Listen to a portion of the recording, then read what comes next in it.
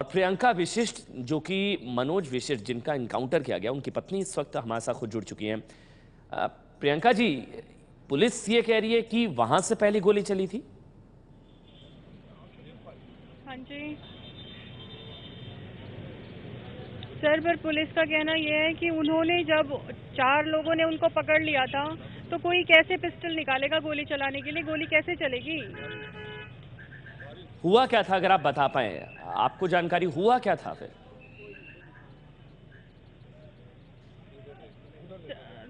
Sir, मेरे को मेरे सिक्योरिटी का फ़ोन आया कि ऐसे ऐसे पुलिस वाले ऊपर गए हैं और सर अपना फ़ोन नहीं उठा रहे हैं और मेरे को अंदर जाने नहीं दे रहे हैं, आप फटाफट आ जाओ। मैं अपने घर पर ही थी, राजेंद्र नगर, तो मैं वहाँ से फटाफट पहुँची 5 मिनट में।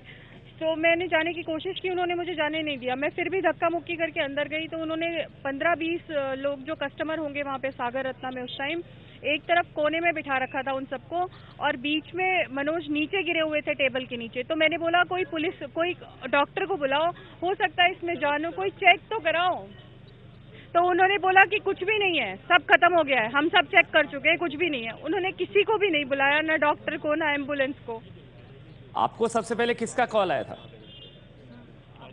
और मेरे को देख कर मेरे को अन्नू का कॉल आया था जो उनके साथ सिक्योरिटी में था। क्या बताया उन्होंने? और मुझे तो उन्होंने ये बोला कि बहुत सारे पुलिस वाले ऊपर गए हैं और उन्होंने नीचे से बंद कर दिया है और वो मुझे ऊपर नहीं जाने दे रहे हैं और सर फोन नहीं उठा रहे हैं, आप एक बार आ जाओ। मैं गई तो मेरे को भी नहीं जाने दिया उन्होंने और मैं फिर जबरदस्ती करके जब अंदर गई तो मुझे खुद डाउट हुआ कि थोड़ी बहुत जान बाकी है। अगर वो चाहते तो बचाया जा सकता था, पर क्योंकि ये प्लान मर्डर था, हत्या की गई थी, इसीलिए उन्होंने किसी को भी नहीं बुलाया। पहले ही बोल दिया कि सब खत्म हो गया, कुछ भी नहीं है, हम सब चेक कर चुके हैं। आपने पुलिस से बात की उस वक्त जब आप वहां पर पहुंची? आपने पुलिस से पूछा होगा क्या हुआ, क्या कहा उनकी था पुलिस ने? आंखों पे पुलिस से बात की उन्होंने मेरे को पुलिस ने बोला आप कौन हो? मैंने कहा मैं इनकी वाइफ हूँ। बोला इनका एनकाउंटर हो गया है क्योंकि ये हमारे साथ वो कर रहे थे। और उन्होंने बाकी मेरे को कुछ ज्यादा जवाब भी नहीं दिया और बोला आप बाहर चले जाइए। क्या फिर मैंने बोला गन नहीं, कैरी मैंने करते आवाज थे लगाई मनोज मनोज, मेरे को थोड़ा सा हाथ हिलता हुआ सा आपके लगा, हस्बैंड? पर माफ उन्होंने कीजिएगा, बोला सब खत्म हो गया है। आपके जो हस्बैंड मेरे थे को उस बारे में कुछ मनोज, नहीं पता है और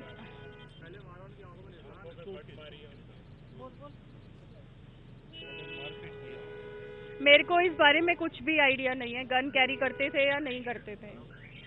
क्योंकि पुलिस का मेरे ये को कहना है एक कि और आपसे पहली बार बताना जो है कि फायर जब मैंने हुआ। बॉडी को देखा जी बताए बताए। तो उनके साथ सर जो उनके शरीर पे मार पिटाई के भी निशान थे। उनकी आंखें सारी नीली हो चुकी थी, चेहरा सारा नीला हो चुका था। उनके साथ मार पिटाई हुई थी और वहाँ के पुलिस का खुद कहना था कि 4 लोगों ने उन्हें पकड़ लिया था। जब 4 लोग किसी को पकड़ लेते तो वो गन कैसे निकालेगा फायर करने के लिए? गन थी उनके पास?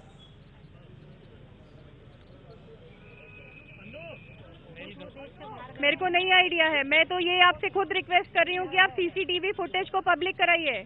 मेरे को कोई भी ऐसा एक्सक्यूज नहीं चाहिए कि टेक्निकल प्रॉब्लम हो गई सीसीटीवी में, या डीवीआर खराब हो गया, या रिकॉर्डिंग नहीं हो पाई, या फुल थी मेमोरी।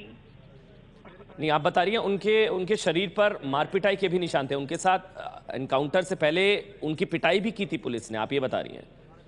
हाँ जी, हाँ जी, मार पिटाई की है। हाँ जी, हाँ जी। अच्छा, इससे पहले भी क्या आपको परेशान किया जा रहा था? इस तरह की जानकारी है, उनके शायद ब्रदर ने बताया कि धौला कुआं के पास भी उनको रोका था।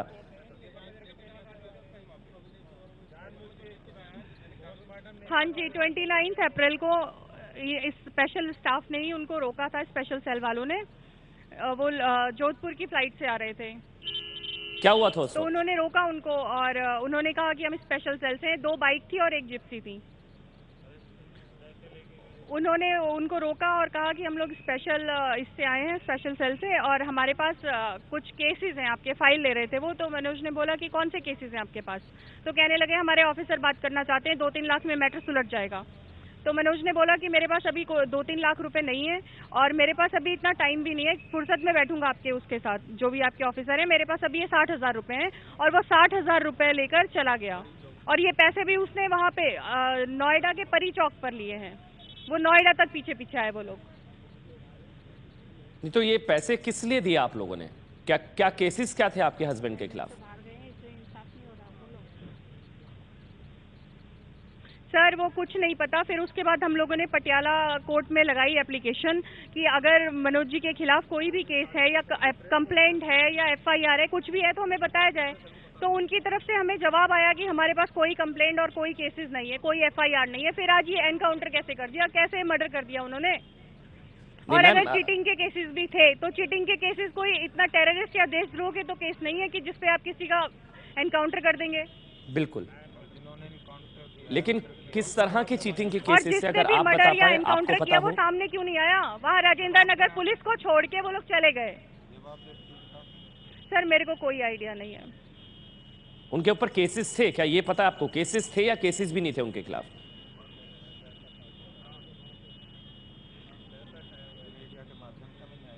सर केसेस 138 के थे। मेरे को सिर्फ यही है। और जो मीडिया, जो ये लोग खुद बोल रहे हैं कि उनके पास 4 केसेस थे चीटिंग के 420 के, तो 420 वाला मैटर इतना बड़ा नहीं है कि आप एनकाउंटर करेंगे किसी का, वो भी स्टेट से बाहर के बंदे। नहीं, अभी आपने बताया प्रियंका जी कि गोली मारने के और बाद दिल्ली में तो आपके एनकाउंटर वैसे भी हस्बैंड नहीं अलाउड है पब्लिक जिंदा थे प्लेस पे। शायद, वो शायद जिंदा थे, तो आपने क्या हॉस्पिटल ले जाने की कोशिश की उनको? हाँ जी, 35 मिनट तक वो जिंदा थे। तो फिर उनको उन्होंने हॉस्पिटल मेरे क्यों को नहीं ले अंदर जाया गया? जाने ही नहीं दिया, मुझे बाहर निकाल दिया। उनको अंदर नहीं जाने दिया, मेरे को एक बार अंदर जाने दिया। वो क्योंकि वो प्लान था ना, प्लान था, उनको मारना ही था, उनका मर्डर करना था। नहीं तो पास में बीएल कपूर है, 2 मिनट में वहाँ पहुँच सकते हैं। वो 35 मिनट्स तक तड़पते रहे। जब मैं गई तब भी उनके हाथ तड़प रहे थे और मैंने बोला जिंदा है जिंदा है। बोले नहीं, सब खत्म हो गया, कुछ भी नहीं है, हमने सब चेक कर लिया है। आसपास और लोग थे, क्योंकि बताया जा रहा है कि रेस्टोरेंट में बाकी लोग भी थे, बाकी जो लोग वहां पर आए हुए थे?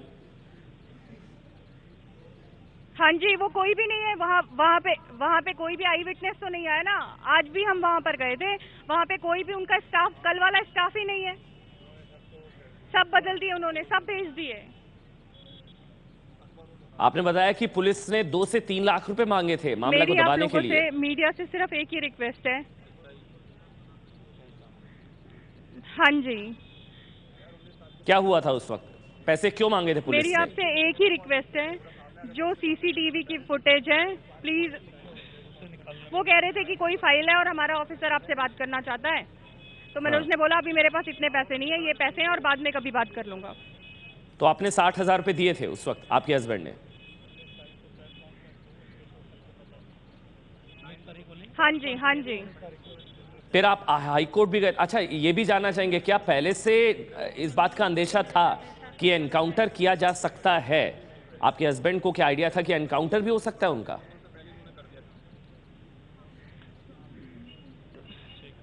नहीं, ऐसा कोई आइडिया नहीं था।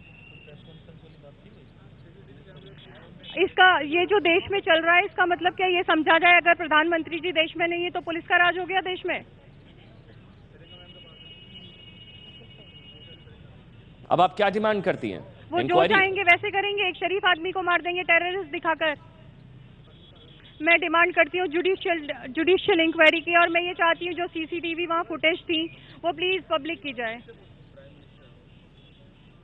क्या आपने पुलिस से कांटेक्ट करने की कोशिश की?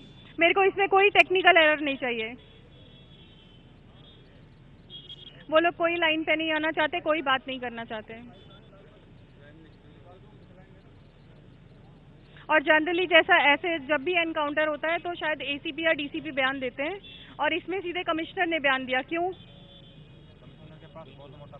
क्योंकि उसके पास पैसा गया होगा ना, करोड़ों रुपए गया होगा मारने के लिए, इसलिए उसने डायरेक्ट बयान दिया, कोई नीचे से नहीं आया।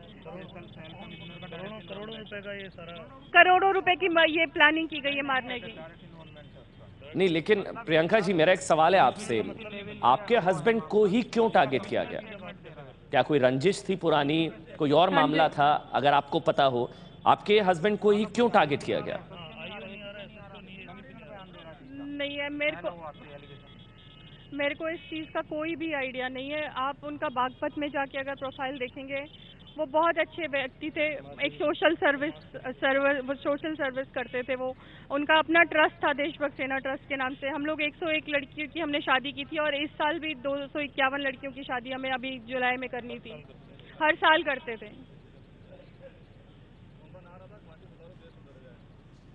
हमारा जो देशभक्त सेना ट्रस्ट का जो नारा था वो यही था, खाकी सुधरे, खाकी और खादी सुधरे तो देश सुधरे। और खाकी नहीं खा लिया उनको। ये भ्रष्टाचार मिटाने के लिए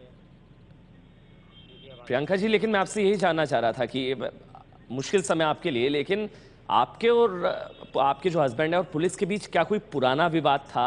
आपके हस्बैंड को ही क्यों टारगेट किया गया, एनकाउंटर क्यों कर दिया गया? आप बता रहे पहले से वो परेशान नहीं, करते थे। कुछ भी नहीं था। कुछ भी नहीं था। जो ये 29 अप्रैल को इंसिडेंस हुआ था, उसी से कुछ आया था कि इन्होंने परेशान किया। उसका भी हमने इसमें कोर्ट में लगा दी एप्लीकेशन, और उनकी तरफ से जवाब भी आ गया, वो भी हमारे पास कॉपी है। क्या जवाब था उनका? क्या जवाब था पुलिस का कोर्ट में? और 19 तारीख को उन्होंने कहा कि हमारे पास कोई भी कंप्लेंट नहीं है, FIR नहीं है। मतलब ये पुलिस ने माना था कि कोई कंप्लेंट आपके हस्बैंड के खिलाफ नहीं है पुलिस और के आप पास। एक बात बताइए, हाँ जी सर, मेरे पास रिटर्न है जो उन्होंने कोर्ट में अपनी वो लिख कर दिया है, आंसर जो उन्होंने दिया, स्टेटमेंट जो दी है उन्होंने। कोई कोर्ट का ऑर्डर भी था क्या?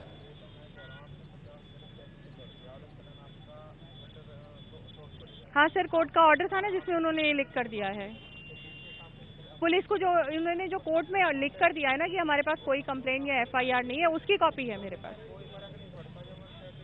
अच्छा, आप और आपके जो पति हैं वो काम क्या करते थे बागपत में? आप क्या बता रही थी? सिर पे क्या गोली ट्रस्ट है मारने उनका? की क्या जरूरत थी सर? मैं प्रियंका वशिष्ठ जिला पंचायत की सदस्य हूँ बागपत से, और मेरे हस्बैंड का प्रॉपर्टी का काम था और एक सोशल वर्कर थे। और उनके सिर पर गोली मारी गई, आप बता रही हैं?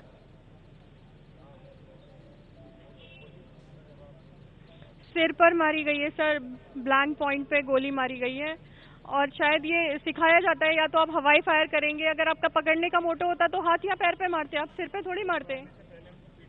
और मारने से पहले पीटा भी गया है ना, उनके बॉडी पे निशान है, बुरी तरीके से पीटा गया है। और जब 4 लोगों ने किसी को पकड़ लिया है तो वो वैसे भी हेल्पलेस हो जाता है, क्या करेगा वो?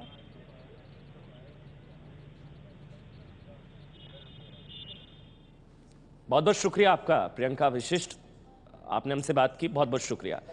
तो इनके पति का एनकाउंटर कर दिया गया है, और इनका यह कहना है कि 35 मिनट तक वो जिंदा थे। ये इनका कहना है, प्रियंका वशिष्ठ का। इनके हस्बैंड मनोज वशिष्ठ का एनकाउंटर किया गया, 35 मिनट तक उनके हस्बैंड जिंदा थे, मिलने नहीं दिया गया। और इनका यह भी कहना है कि उनके हस्बैंड के खिलाफ 420 धोखाधड़ी के कुछ मामले थे, लेकिन छोटे मामलों में एनकाउंटर क्यों कर दिया गया?